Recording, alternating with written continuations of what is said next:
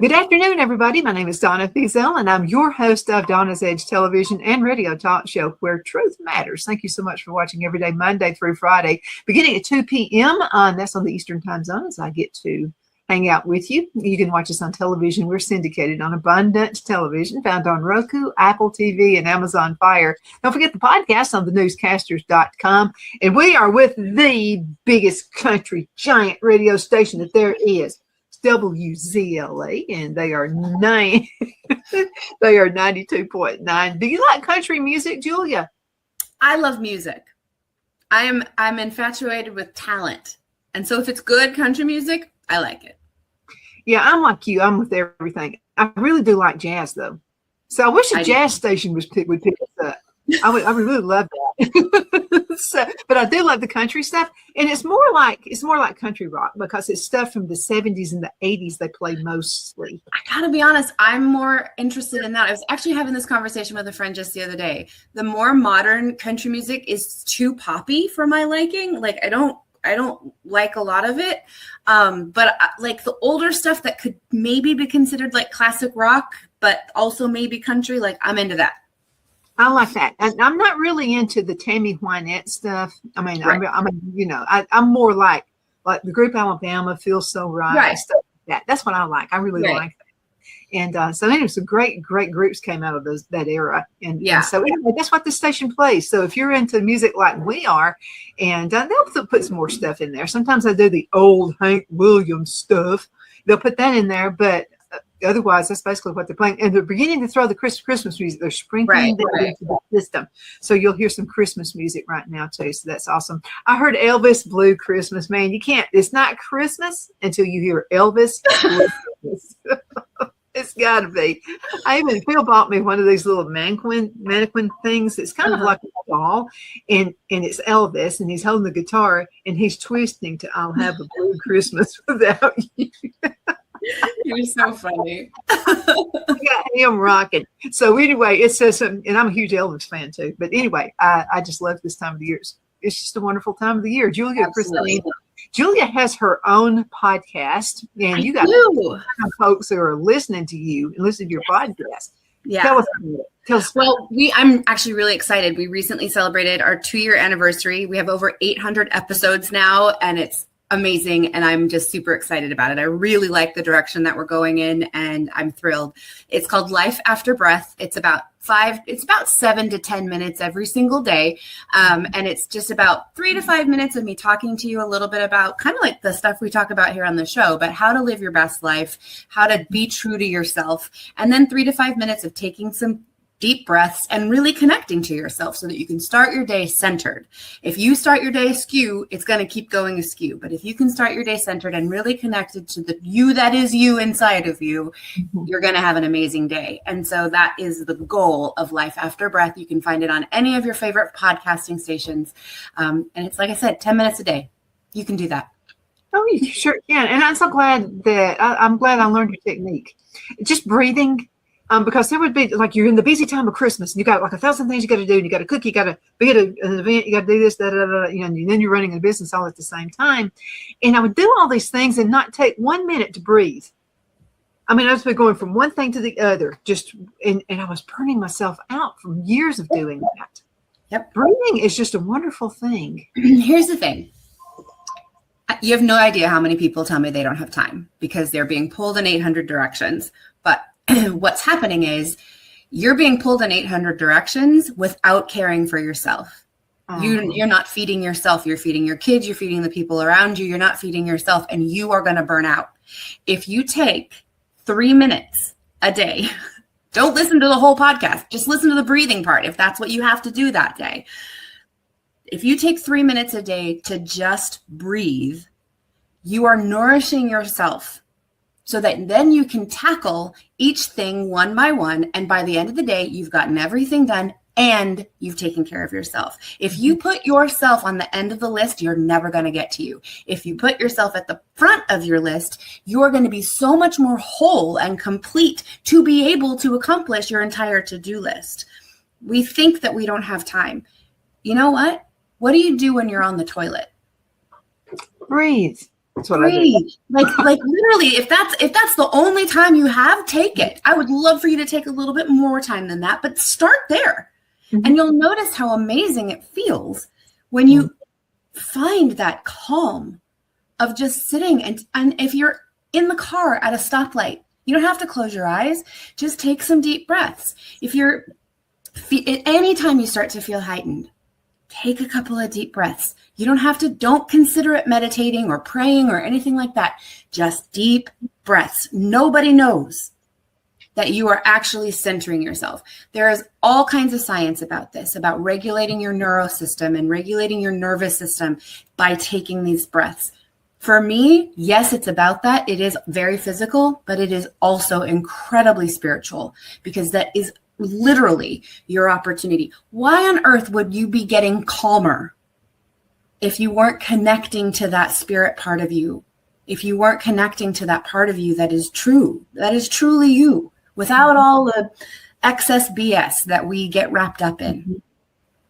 Well, something else and I probably shouldn't be telling you this because you've been telling me to slow down, but I find when I do the breaths, I can actually get more done in a day. Absolutely. That's my point. Because you're not depleted. No, you actually will be able to do more. Exactly. And here's the thing. I would highly recommend that you don't approach taking some time for yourself with doing more as your goal. But what happens is we approach a to-do list of 20 or 30 things, and all of a sudden we are seeing one list with 30 things on it. And we try to, in our brains, do 30 things at once, which is why it starts to feel like this. And like, I can't even think about it. When you can slow down and calm down and take those deep breaths and ask yourself, what is the next logical step for me to take? And you do that one thing. And then without even thinking about it, the next logical thing falls into place. Okay, now I'm going to do this. Okay, cool. Now I'm going to do this. All right, cool. Now I'm going to do this. And by taking it slowly and almost methodically, before you know it, your list is done. I almost cursed. We mess up time. We get so obsessed with time. Time, you've heard them say time is an illusion and stuff like that. And I got to be honest, time is a man-made construct that we have decided we only have this much time. And as a result, it speeds by. And when you're in that frenetic energy, time matches your energy. And so you're like spinning, everything's so fast, and so is time. And you could think I'm talking out of my, whatever, but I'm telling you, by slowing down, so does time. And you are going to get something done in 3 minutes and be like, how did I do that entire sink full of dishes in 3 minutes? I'll do that when I have something in the oven. I bake a lot. I got 10 minutes to wash these dishes. Cool, because then I can take the cookies out and put the next batch in, whatever. I do the dishes and I'm like, I still have 7 minutes left. I actually can go sit down, take a load off. Do you know, if you sit down for 2 minutes, how much that means to your body? Oh my gosh. It is physical. It is spiritual. It is energetic. It is all of the things. Slow down. And some of the things we're going to talk about in a bit all come back to what we're already talking about. We just have to think about these things. Okay, how many times have you not been hungry, but you walk into a restaurant and all of a sudden you're hungry? I did this one day. So I have a client, and he owns a restaurant. So we walked into his restaurant. It was just to deliver some information to him, and I was not hungry. I was not. It wasn't even lunchtime. Mm-hmm. I walked into his restaurant, and all of a sudden, I'm hungry. Mm-hmm. I mean, it's what your mind actually helps with the senses, doesn't it? Absolutely. I mean, it happens all the time when I could maybe go to the bathroom and then you approach your front door and all of a sudden you're going to pee your pants and you can't even unlock the door because you have to go to the bathroom so bad because your body knows, okay, I'm going to do this now. Mm-hmm. It's the same thing. I actually saw this, a scientist talking about this. He's like a physicist about, how like you go into one room and you get up to go get something and you walk into the kitchen and you have no idea why you walked in there. That is actually about our short-term memory. It's not because you're getting older. It's because the way your brain works is you walk into a different space and it resets. And so it resets, and all of a sudden it's like, wait, what am I doing in here? And so the same thing is true when you walk into a restaurant. Your brain, your body resets, and you know, I eat here and I love the food here. So guess what? I'm hungry. You know what I mean? And so it's literally your brain resetting to that, like, you know, it's what is it? Like a preset idea. And like, I know that when I'm here, I eat. So guess what? I'm ready to eat. Hungry. You know? And so when you forget what you walked into the kitchen for, go back to where you were. Don't stand around looking in the kitchen, because you're probably not going to find it. Go back into the other room and be like, okay, what was I doing? What was I thinking about? And then you'll be able to hold on to that and remember. But walking into a new room is literally your brain resetting. Isn't that fascinating? It's almost, I mean, it's really awesome. Let's answer a question from Macy. So Macy sent a question, and this is her to-do list. So she said, the argument is this, that you should start with the thing you hate doing the most and get that out of the way. Do you agree with that? I'm going to go with no, because of a couple of reasons. Sometimes we label things because of how humans like to work. When we don't do something we don't want to do, we call it procrastination. But sometimes the impetus to not want to do that is literally that inner being telling you, we're not supposed to do this right now. And so sometimes procrastinating is important because you're not ready to do that thing yet. Sometimes, now I'm not saying procrastinate your life away and laze about doing whatever the hell you want instead of taking care of your responsibilities, but I am saying listen to your body. And if it doesn't feel right to do that thing, don't do it. And that's why I come back to what I said earlier, which is take a few minutes to take some deep breaths and ask yourself, what is the first logical step for me to take? And you will be able to know, okay, I'm going to skip to number 5 on my list because that's where it's important for me to start. That's what sort of feels good. And it's not because it's easy and it's not because it's fun. It's because it's where I need to start. And that will then lead you to the next thing, to the next thing, to the next thing. And whatever order it happens is kind of doesn't matter. Whether or not you like doing it or not, kind of doesn't matter. And there's a point where the worst thing that's on your list that you have to do might be able to be taken care of by somebody else or something else, because there are times when you're methodically, the way I'm talking about, going through your list, when all of a sudden, let's say your assistant or the secretary in the office comes in and says, so-and-so called and said that they were going to take care of da-da-da-da-da-da. And now all of a sudden that thing isn't on your list anymore because somebody else took care of it. And it's kind of like you gave that thing over to the universe. I'm going to work on the things that feel right for me. Everything else is going to get taken care of, whether I can get to it or not. And a lot of times it gets taken care of for us. Sometimes it doesn't. Sometimes because we're handling this the way we want to internally, when we're listening to our body like that, it gets done and we don't even realize we hated doing it. So when you allow yourself to let go of what it is, what it will require, or any of those things, and just focus on how it feels, what feels best to do next, it's so important. And it happens easily, and it happens quickly, like we were talking about. When you can take a few moments, and I'm going to tell you, it does take practice to be able to pay attention to feeling.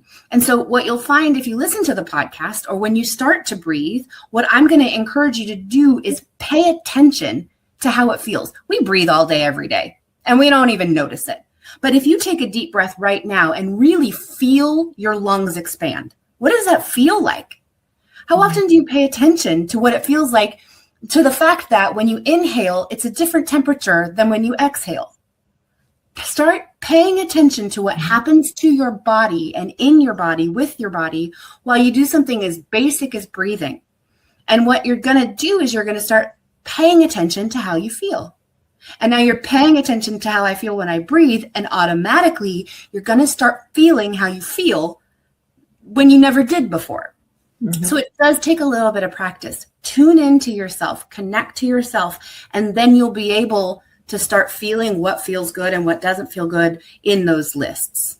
Well, let me ask you about the list. Now, could that be something to do with a personality, or maybe just how I feel that day? I mean, because I'll give you an instance. Mm-hmm. Okay, so in the corporate world, they always said, "No, get your to-do list and do the thing you hate doing the most and get it out of the way." Well, sometimes it works for me, and sometimes it doesn't. Sometimes if I just go ahead and get started with the things I like doing, it puts me in a better mood and a better time frame. I mean, because I'm just like, let's get going, bam. I'm like, there's 1, 2, 3. That's already done. Yep. And time is flown by. Absolutely. The thing is that paperwork. Say that last part again. I hate paperwork. I mean, paper is. I mean, I'd rather do the things that are action where I can just get out and just make it happen. Those are the things I love doing. The paperwork part, I will drag it and I'll put it off and organize my desk. Like that's one of the last things I like to do. Right. However, maybe if I did it first, I would be more organized. Not necessarily, because the thing is that, like you said, if we're paying attention to how we feel and you do the things that you enjoy doing, you are in a higher vibration, let's say, and you're feeling good. And now all of a sudden, the things you don't like to do aren't as difficult. You can come at them from a different approach. And as they start to feel like crap, stop and divert your attention to something else that makes you feel better and then pick it up again. Mm-hmm. Or another thing is figure out a way to make it fun. When I listen to, or when I do this crap paperwork that I hate doing, I'm going to listen to my favorite music so that now I'm having a good time while I'm doing something I don't like doing. The other thing that I'm going to say, and we're going to probably say this multiple times today, stop claiming things for yourself that you don't like. I hate doing this paperwork. Okay, you're right. Is there a possibility that it's not that big of a deal, but because you keep telling yourself how much you dislike it more and more? Absolutely. Stop claiming for yourself things like, I don't like doing this. I hate this. Ugh, I have to do this. This is going to be terrible. Says who? You are literally setting yourself up to be miserable. And you haven't even started. It could happen like that. And instead you're going, this is going to take forever. You don't know that. How many times have I said that? How many times I wondered, have I said this is going to take forever? And it did take forever. Because 100%. I it take forever, and it did, literally. It will, because you are claiming that. What do you want to claim? And if it feels weird to be like, this is going to go so quickly, even though in the back of your mind, even though you don't believe that. When you say something like that, it's not necessarily going to come true. But you could start that with, what if this went faster than I think it will? And start playing with that possibility. You can believe that it's possible more than you can believe that it's true. And so that's where you go. What if this isn't going to take so long? What if this is going to be easier than I thought it was going to be? What if this isn't going to be as bad as I expect it to be? And now you're literally opening yourself up to possibility instead of claiming something that hasn't been proven true yet. Mm-hmm. I don't know how many people this. Why are you claiming that for yourself? Because by holding on to it, remember the way energy works. People are talking a lot about manifestation. What you manifest is what you speak. And if you're going to say, I'm broke, guess what? The universe is like, cool. You must be happy with that because you keep claiming it for yourself.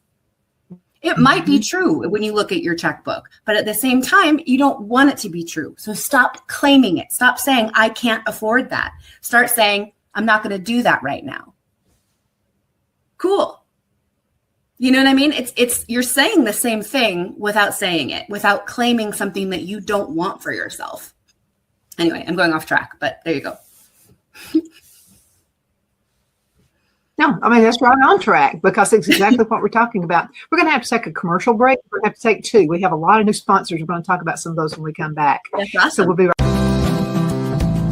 Queen City Used Car Sales has been serving drivers in the Northeast Alabama area for years with a quality selection of late model used cars, SUVs, and pickup trucks.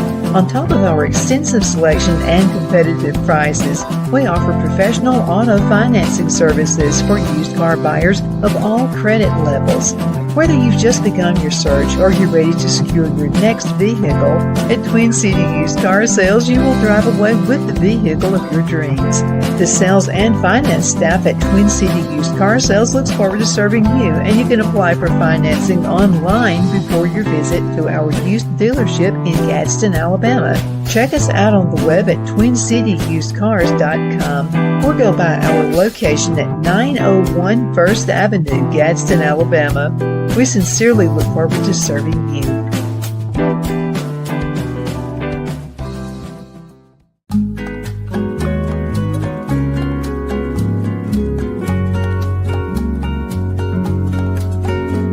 At Lamone's Mexican Restaurant, located in Henniger, Alabama, and voted Best Mexican Restaurant of DeKalb County, Alabama 2020, we're here to serve you with authentic Mexican cuisine. Order easily online by going to lamonsmex.com or call 256-657-3999 to place your order. We're open Sunday through Thursday, 11 a.m. to 9 p.m. and Friday and Saturday, 11 a.m. to 10 p.m. Whether you're celebrating a cozy date night for two or a celebration for a crowd, at Lamone's you'll love our atmosphere and friendly servers. Thank you for dining with Lamone's Mexican Restaurant.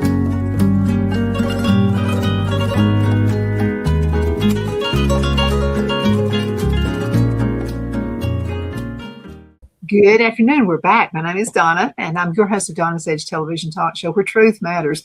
You know something? This is we've been doing this for 20 years, and so as of moving, I brought a box of things with me I didn't think I was going to bring. I was going to actually give this stuff to Goodwill, and so this is a jacket that I wore 20 years ago. So there you go, 20 years. And I remember when I bought this, it was on sale at Dillard's. And I'm thinking, well, I just got $10 for it. It was regular like $100. Dillard's back in the day when they ran specials, So I definitely remember paying $10 for this, and it was like over $100. It was the end of the season. But anyway, this thing is 20 years old. So the show 20 years, and it's been amazing. I'm going to tell you what, it does not feel like 20 years. No. It just doesn't. I mean, it feels like it's just went by that fast. I enjoyed it, but now I'm pretty much well liked everything I've ever done. So I've had a pretty good life there, I think, especially when it comes to career stuff. But so we're talking about organizing your time, been breathing. As a matter of fact, I breathed during the commercial break. Not that I needed to, but because I've got you on the show with me, Julia Christine. So it's always such a pleasure. We've had a lot of questions this week, this month, pertaining to organization. People wanted me to hold those questions to you. Right. It's about keeping yourself organized. Some of it is the family holidays, I'm going to cook something, whatever. Some of it is relationships. Some of it is just plain old planning for the next coming year, how to get that started. So I've got one. This is from Newell, and he said he owns his own business. And he said, I take off 2 weeks at the end of December because the business, he didn't say what he does. But he said, but what I do, there's literally no business anyway. So he takes off the entire 2 weeks, the 2 weeks, the end of December.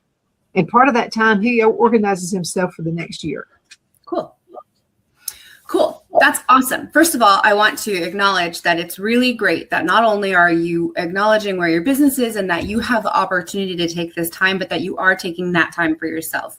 I want to encourage you to take time for yourself. So often when we take time off of work, we fill up our days with more work, whether it's business work or homework or whatever work that is. Allow yourself some time to rest because your business is resting. And so, quote unquote, should you?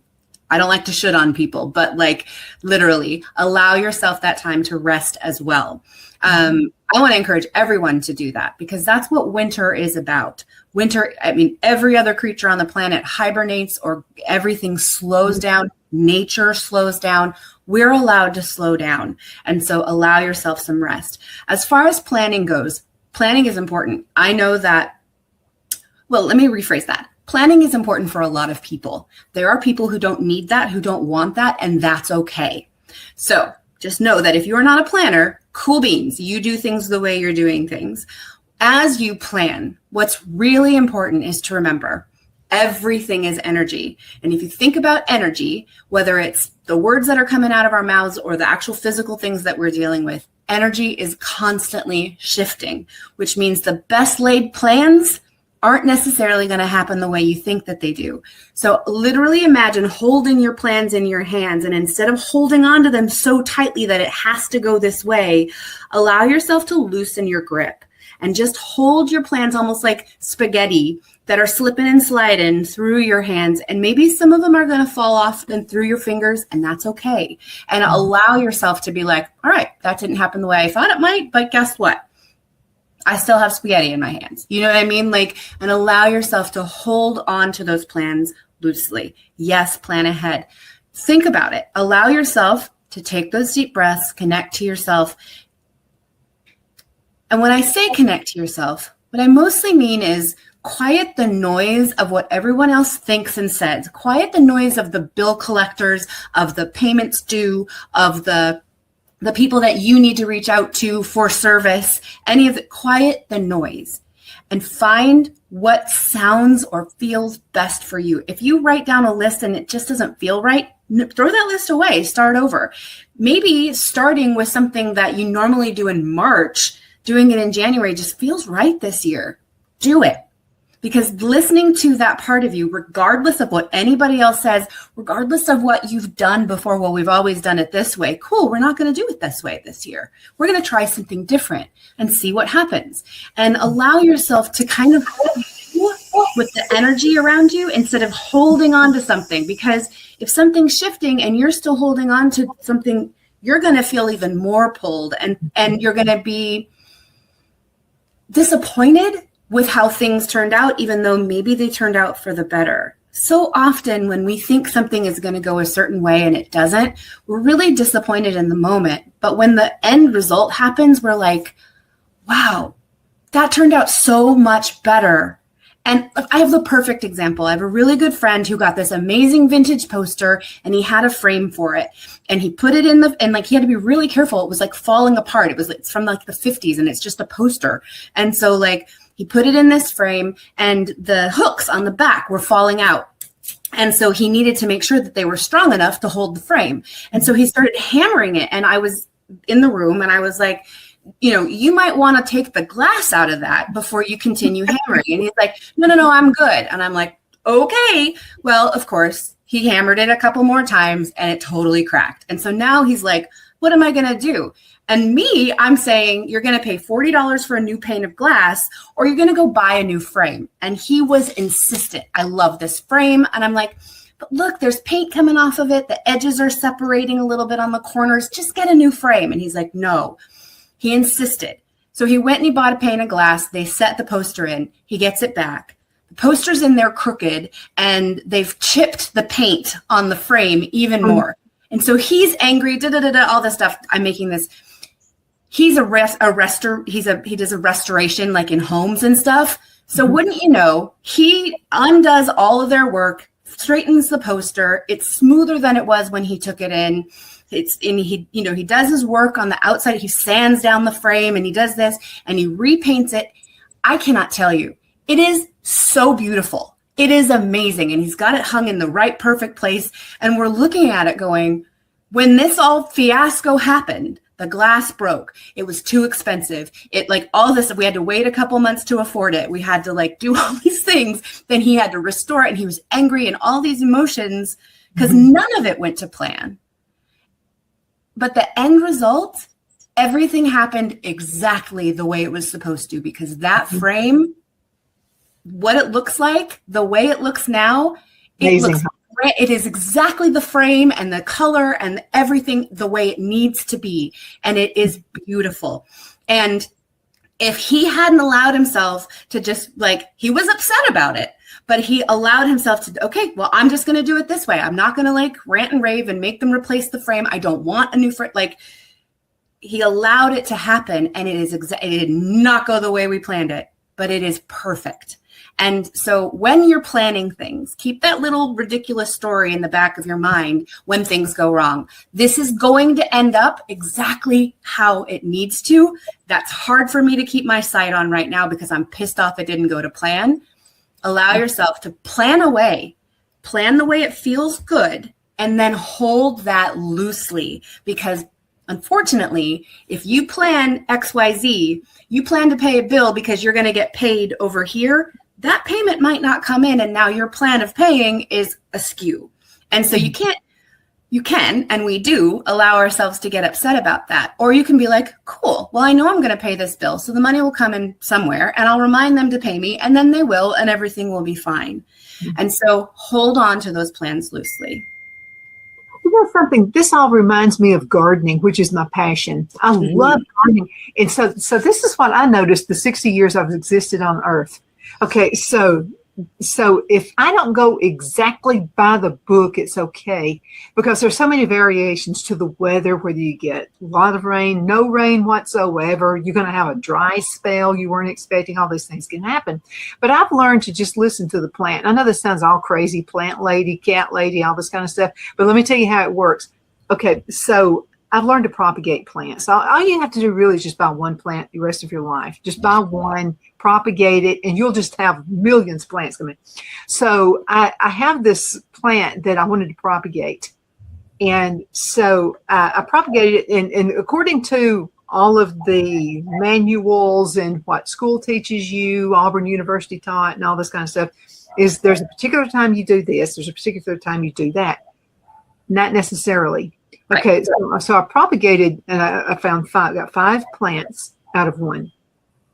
So I propagated it, and it felt like I probably needed to take it away from the light. You know, you have a grow light. Yeah. You have but then it was something told me not to do that because the days were getting shorter. And I'm thinking, no, I think the plant is telling me to wait and hold off. Let's keep the light on it just a little bit longer. And I'm looking at Phil, and I said, Phil said, well, I thought you were going to do something with the plants. And I said, no, the plant told me not to. And then he's looking at me like, alrighty then. Yep, it's so true. But the plant I've learned to listen. I've learned to listen to nature.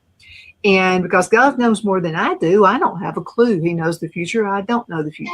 So, but what it feels right. You know what I mean? Right. Yes. So these things are flourishing now during a time they really should not be flourishing.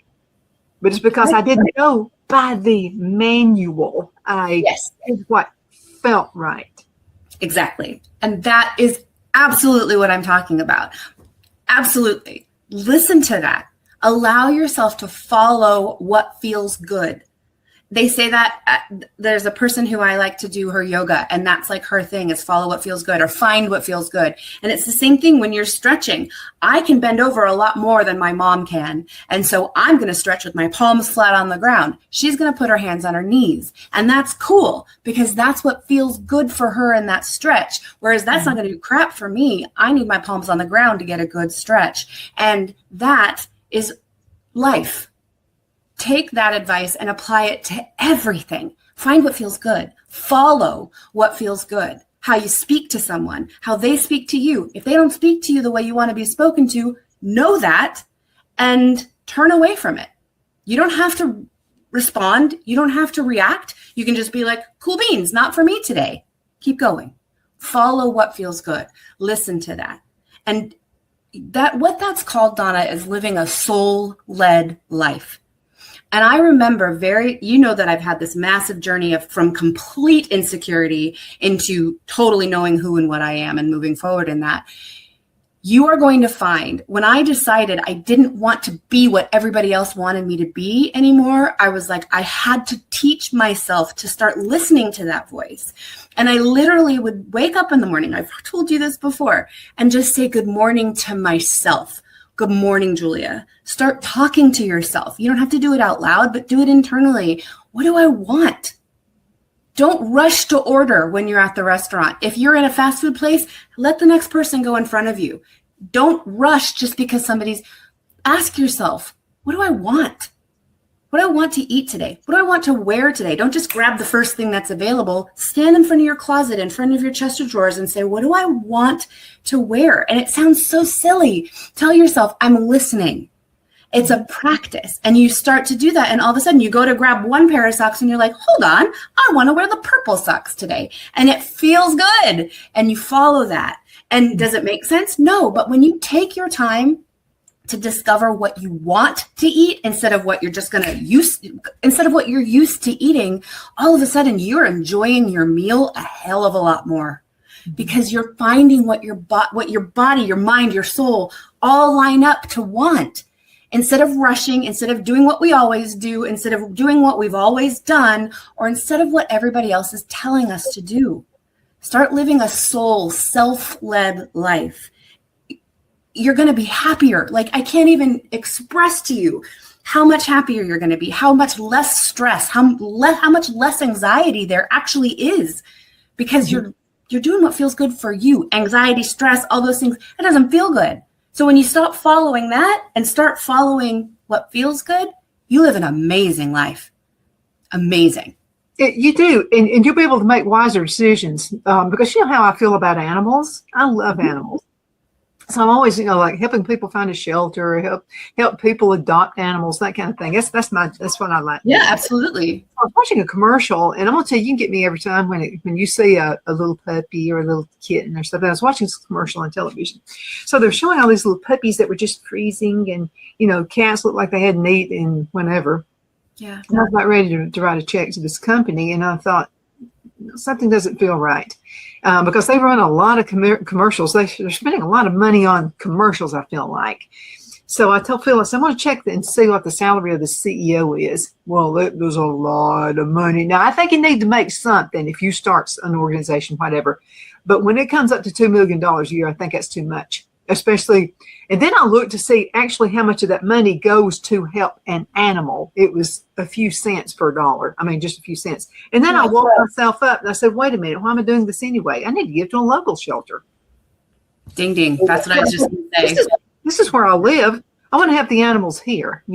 Cats out all over the place, dogs that are being mistreated, whatever. Let's help my own neighborhood. Sometimes you just need to start at home. So if you're having these questions, about what you're about to do, like, something doesn't feel right, which is what you've been saying right throughout this entire segment, is if something's wrong. Right. But you're also totally proving my point. We are so influenced by the advertisements that we see. I mean, look, they're advertising medicine. We're self-diagnosing all over the place. Oh, I relate to that symptom, so I'm going to get on this medication. And for some reason, the way our medical system is set up right now, which is a completely different subject that we don't want to talk about, we're allowed to choose which medicines we go on. And there's something about that. We are choosing that because of how we're being told from somebody who doesn't know us, who doesn't know our body the way we do, any of that stuff, what we eat. Different. Right. The fad diets, the medicines that we take to lose weight, the fact that we have to lose weight, any of those things. Try to shut out the noise. That's what taking those 3 minutes a day is. It's literally shutting everything off and connecting to yourself. You choosing not to give to whatever that organization was you living a soul-led life and not being influenced by the outside noise. Now, and honestly, by the trigger of seeing these terribly innocent animals being abused. Unfortunately, that is a fact of our lives. And you're right. There are, if that is something that pulls on your heart, there are loads of organizations that are no-kill shelters that take in animals off in your neighborhood all of the time. It just takes a little bit more research because that feels better. I personally love an organization in Africa that basically anyway, they're amazing and they take care of elephants, and elephants are a huge passion of mine. And so I'm going to give to them, and I know who they are and I follow them and I've done my research, and that feels good. Don't be afraid to research, and probably even more importantly, because again, that where are you getting your information from, blah, blah, blah. Literally, you'll know what's right and not just what heightens you. Make sure that you're not getting angered by something and then you're moving from that anger to make it. You were moving from a place of, let's say, pity and empathy for those animals and almost immediately picked up your check and sent it. If you're moving from a heightened emotion, take a minute. Take a minute take those breaths and be like, you know what? This is what I want to do right now, but I'm feeling very passionate about this. I'm going to put my checkbook down and I'm going to come back to it in the morning and see what I think without having seen those terrible photos. How do I feel about it without having just seen the advertisement for that medication? Is that really what's wrong with me? Or is my stomach just bothering me because of something I ate? Or I didn't sleep well enough? Or whatever those things is. Do I really need this medication? Or do I just need a better night's sleep? You know what I mean? Whatever that is. Like, allow yourself some space from the noise to connect to yourself and feel what's right for you. It's not necessarily going to be what's right for me. And that's cool. There isn't just one truth. There isn't. I'll use asthma, for instance. And I've told you the story about, for me, it just didn't work. I was talking with a person at the doctor's office, and I felt like she's trying to sell me something. She's trying to sell me the machine. And something just felt wrong from the get-go on that. It just didn't feel right. And so our pastor's wife, who happens to be a doctor nurse, she has her doctorate degree in nursing, and also she teaches nursing. So this woman knows about the stuff. So I said, something just, I don't know, it doesn't feel right to me. And I said, but the asthma is just terrible. I got to do something. And she said, take ginger root. And I said, I like ginger. And she said, ginger root is going to be really good for your system. She said, try that first before you make the purchase. She said, because this is what I'm afraid you're going to do. You're going to buy this machine. You'll be living on it forever. You'll be walking around. Eventually, that is going to be your life, walking around holding this machine. And she said, try that first before you make that decision. So sometimes you just have to go to somebody who knows their stuff. You know, you trust. Yeah, absolutely. And she does. That's why we. Sorry. That's why we trust you. You know what? We got to go into a commercial break. Okay. We'll be right back in just a minute. We'll be right back. Twin City Used Car Sales has been serving drivers in the Northeast Alabama area for years with a quality selection of late model used cars, SUVs, and pickup trucks. On top of our extensive selection and competitive prices, we offer professional auto financing services for used car buyers of all credit levels. Whether you've just begun your search or you're ready to secure your next vehicle, at Twin City Used Car Sales, you will drive away with the vehicle of your dreams. The sales and finance staff at Twin City Used Car Sales looks forward to serving you, and you can apply for financing online before your visit to our used dealership in Gadsden, Alabama. Check us out on the web at twincityusedcars.com or go by our location at 901 First Avenue, Gadsden, Alabama. We sincerely look forward to serving you.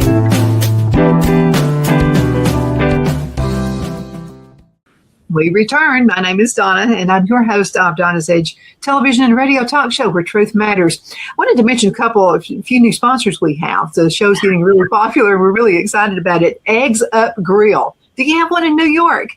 No. You're probably going to get one. They're expanding. They're growing like crazy. So they're going to be adding 100 new locations in the year 2026. Wow. So they only serve breakfast and lunch. Okay, but you can have breakfast at lunch if you'd like to. And every Friday, I'm giving away a $25 gift card. So from them. And then honey baked ham, Christmas coming up, you know you want to have that ham. Or stop by lunch and get one of their sandwiches. They have, if you don't like ham, if you're not into that, they also have great turkey. Tastes great, and it's always so moist.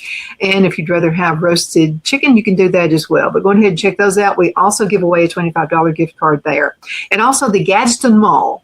This mall is thriving, and I know it's unusual for a mall these days, but they've got the right stores. And so we've got most of the stores that are going to be advertising with us as well. And I'll be giving you some info on that as well. But I want to thank all of our fine sponsors, the sponsors who stayed with us and came from Alabama to South Carolina. We appreciate you doing that too. You know, it's a big world. It's a small world because of social media now. You can actually broadcast from anywhere and help anybody. So if you would like to be part of this team right here and watch the show grow and grow with us, be glad to talk to you. Donna at donnasedge.com, Donna at donnasedge.com. Julia Christine is with us right now. Yay. Some information. And it's always so good to have you on the show. And I like it because you give me a new perspective. Because sometimes I get, your brain gets kind of like, well, maybe this is the way it goes. And sometimes I just need a little jolt. And the breathing, I think, is what you've helped me with. You've helped me with so many things, but I think breathing probably the best thing. Yeah. Even Phil believes in it. Sometimes, like if I'm running in 10 directions, Phil will go, breathe, breathe. Breathing is at the root of all my practices. And like literally think of a tree. Like breathing is the roots of a tree. And from the breathing, you get awareness. And from awareness, you can tackle everything in your life. But until you're aware from your breath, it's you're setting yourself up for a challenge, if not failure. You know what I mean?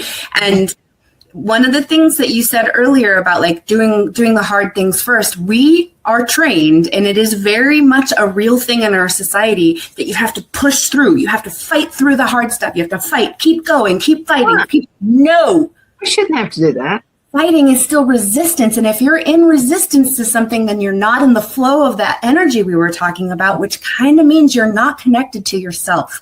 So if you ever feel like you are in a fight, stop. If you're at work and you're in this struggle, stop. Go to the bathroom. Nobody knows you're not doing business. Go in a stall and sit there and just get away from it for a minute and take some deep breaths and ask yourself that question. I'm listening. What is the next logical step? And come at whatever that is from that centered space. Not only the fight falls away, and you know, this is not where I'm supposed to be, because if it feels that difficult all of the time, that doesn't feel good, and I am supposed to feel good. Does that mean everything's easy? No.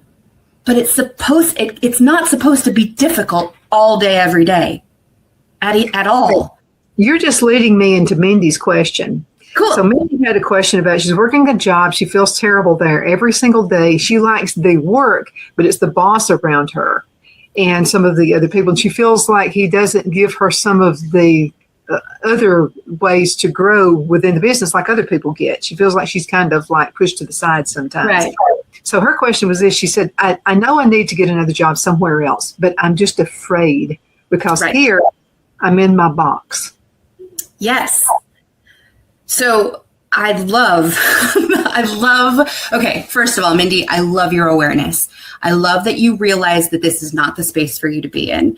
I want to remind you that there's no such thing as toxic people. There's just toxic behavior. And so while your boss, and I have to tell you that I relate to this so personally, while your boss feels very toxic to you, for whatever reason, his behavior is toxic because of whatever it is that he's going through, and it has nothing to do with you. And you can let go of it, so to speak, and let it fall to the wayside and continue your business. And so I want to encourage you to stay true to you the way you already are by realizing and by being so aware of your surroundings. So congratulations on that, because that's a big thing. I love that you referred to it as being in a box, because so often we keep ourselves in a box. I talk about boxes a lot, actually, in my work with helping other people through their lives. And literally, getting outside of the box is terrifying because the box is familiar. It might not be comfortable because it's too tight, but I know this box. I know that I'm not going to be happy. I'm used to not being happy. That's more comfortable than the idea of what happiness might feel like, what more room might feel like, what better fitting clothes might feel like. But I'm so afraid because I'm used to this. I want to tell you, in any situation, get out of the box. And what happens is, I remember very clearly when I was about to quit my day job to start doing what my calling is and start doing this work. And I literally saw myself as like a base jumper and one of those precipices where I can't see the bottom. I know there's safety down there. I know there's a big pool of water that I'm about to jump into, but I can't see it. I know this is going to be fun. I know all of these things, but I can't see it, and I'm terrified of it. That is a different, exhilarating kind of fear than the fear that comes when your body knows don't do this. There's two very different feelings. Take a moment to realize in your awareness that fear is fear of new.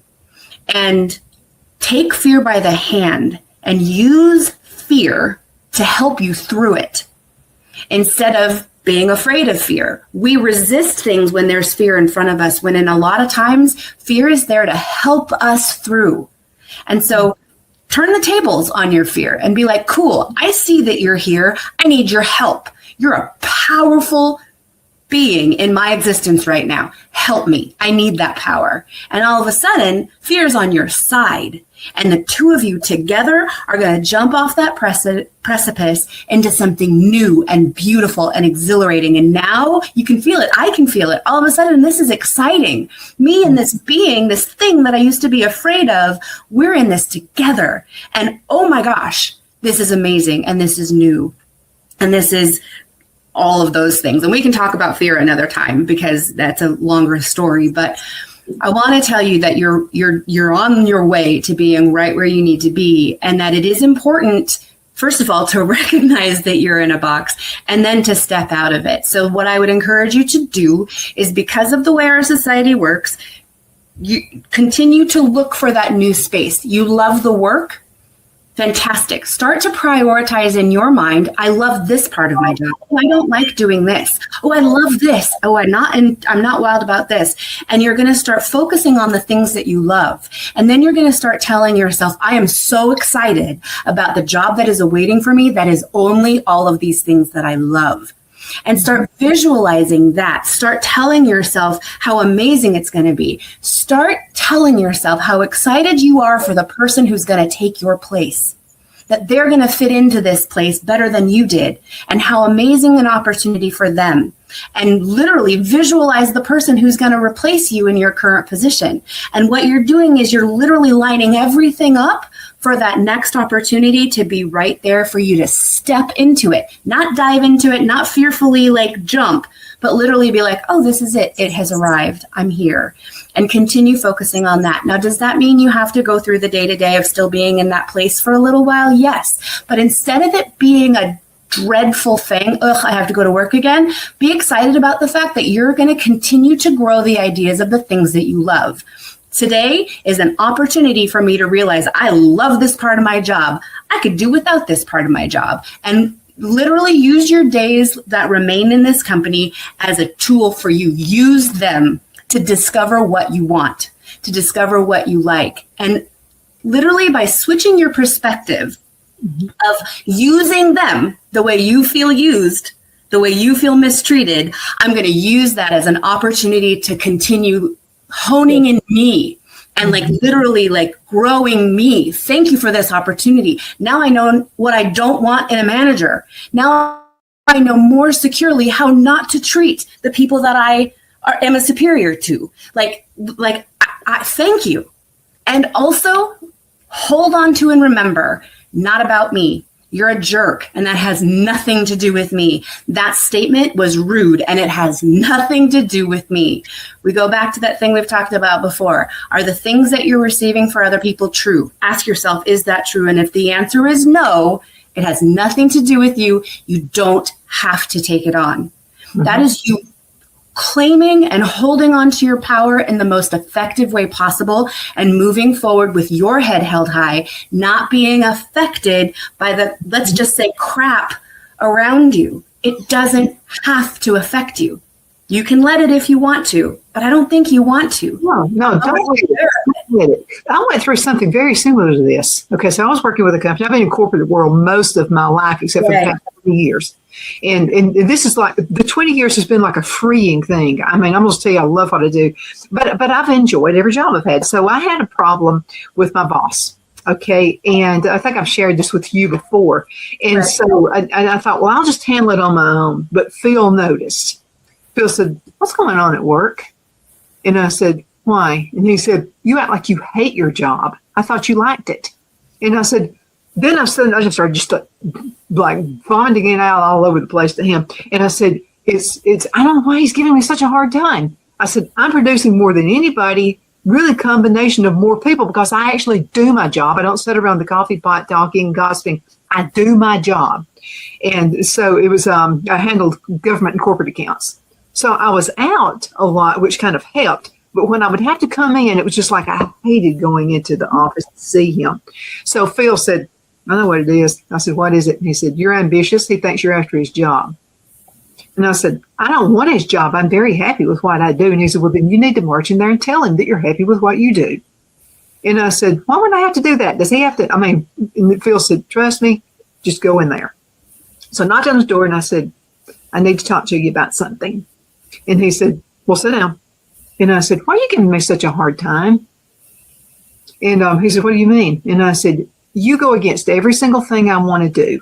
I mean, it doesn't matter what it is. I mean, you're constantly at my back all the time. You're just always on me, and I'm producing more than everybody. I said, what have I done to you? And then he just looked at me funny, and I said, I don't want your job. That's when he lit up, and he said, what do you mean by that? And I said, you act like I want your job or something. I said, I'm very happy with what I'm doing. I love it. I love what I'm doing. It's kind of like my own business because I'm out of the office and I get to do what I want to do. And he said, well, why wouldn't you want my job? That's when I knew that Phil was right about that. And I said, well, I have freedom. You act like you're going to have a heart attack any given day. You're under so much pressure. I don't want your life. I don't want to live like that. And I said, and I make more money than you do. I get more time to spend with my son, who's a teenager, and I need to be at ball games and need all this kind of stuff. And I said, I do not want your job. That's all it took. I just had to tell him I didn't want his job. Right. And I have to tell you, that's amazing. And the fact that you are that courageous and that you have the strength to do that, I mean, that's who you are. It says a lot about you. I can tell you, I wouldn't have been able to do that. And there are a lot of people who would be too intimidated to do that.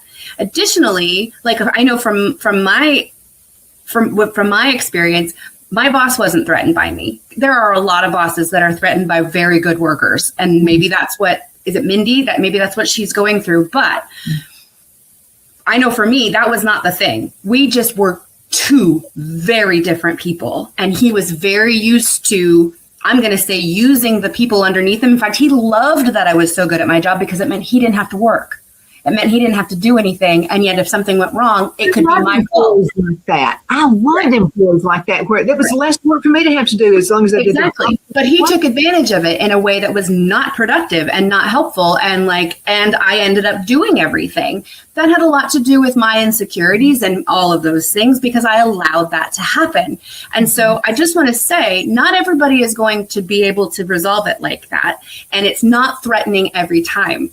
But I want to remind you that anytime that you're upset about something, ask yourself why you're upset about it. Well, he did da, and he's this, and he this, and he this. Stop. Who's the subject of that sentence? He is. And if he's the subject of the sentence, that means it has nothing to do with you. It absolutely is. And he is threatened. Cool. And you resolved that by telling him, I don't want your job. And that went away. And he is all of these things. He has toxic behavior. He has whatever behavior. He's not nice to me. He's pushing me aside. All of those things. Cool. Not about you. That's true. We're going to but I wanted to say this. This is something I want to add to this story. Had it been just me, I couldn't have done it. Right. I had a partner who actually said, he saw what it was doing and he had it figured out. Right. And so he's the one, Phil is the one, he's the one who marched in there. I could not have done it by myself. Right. Having support is really, really important, but not everybody has that. Right. And so I want to also empower people that you are everything that you need. You are everything that you need. Connect to you, and you are enough. And you are worthy of feeling good all of the time. Mm-hmm. Not just sometimes, all of the time. Find and follow what feels good every step of the way. You'll never go wrong. I mean, you just won't. That's what this old gal thinks. Thank you again so much, Julia. Thank you. You are a bright light in this world. I mean, you really are. I received that. Thank you so much. You are. And thank you guys so much for watching. You're the apple of my eye. And when I get emails from you and texts from you, it makes my day. So keep sending those. Donna at donnasedge.com, Donna at donnasedge.com. You're not bothering me one bit. I look forward to it. Thank you again so much for watching.